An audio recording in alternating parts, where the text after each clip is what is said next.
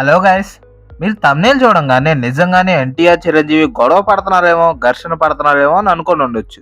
అంటే గొడవ పడుతున్నారు, కానీ దాని గురించి కాదు. ఇప్పుడు మూవీస్. ఇప్పుడు చిరంజీవి గారి మూవీ వర్సెస్ ఎన్టీఆర్ గారి మూవీ. ఆ డీటెయిల్స్ ఏంటో చూసేద్దాం.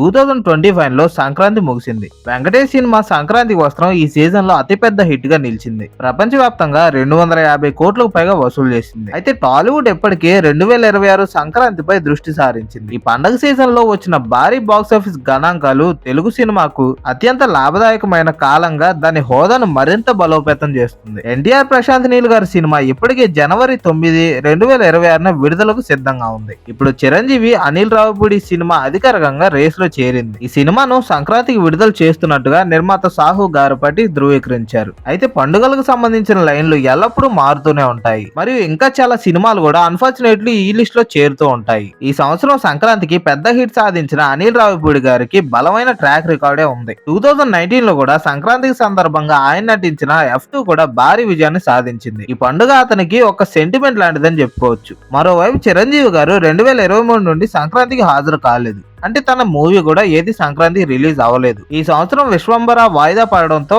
ఆయన త్రుట్లో ఆ అవకాశాన్ని కోల్పోయారు. అయితే ఈసారి 2026లో మళ్ళీ అలా జరగకూడదని మేకర్స్ నిశ్చయించుకున్నట్లుగా తెలుస్తుంది. కానీ అసలు ప్రశ్న ఏంటంటే ఎన్టీఆర్ నీల్ సినిమా సకాలంగా సిద్ధంగా ఉంటుందా లేదా అనే దాని గురించి. ప్రశాంత్ నీల్ ప్రాజెక్టుల స్థాయి మరియు ఎన్టీఆర్ కి అవసరమైన కార్యక్రమం దృష్ట్యా ఒక సంవత్సరం సరిపోకపోవచ్చు. ఇంతలో అనిల్ రావిపూడి తన సినిమాను పూర్తి చేయడానికి 5 నెలలు సరిపోతుంది. కాబట్టి చిరు సినిమా సంక్రాంతికి ఖచ్చితంగా విడుదలయ్యేటట్టు కనిపించినప్పటికీ ఎన్టీఆర్ భారీ బడ్జెట్ యాక్షన్ ఇతిహాసానికి సంబంధించి విడుదలవుతుందా లేదా అనేది కొంచెం సందేహంగా ఉంది. కాబట్టి చిరంజీవి మరియు ఎన్టీఆర్ల మధ్య చాలా హైప్ చేయడానికి సంక్రాంతికి ఘర్షణకి అవకాశాలు 50-50గా ఉన్నాయి. దీని గురించి మీరేమనుకుంటున్నారో కామెంట్ చేయండి. Thanks for watching.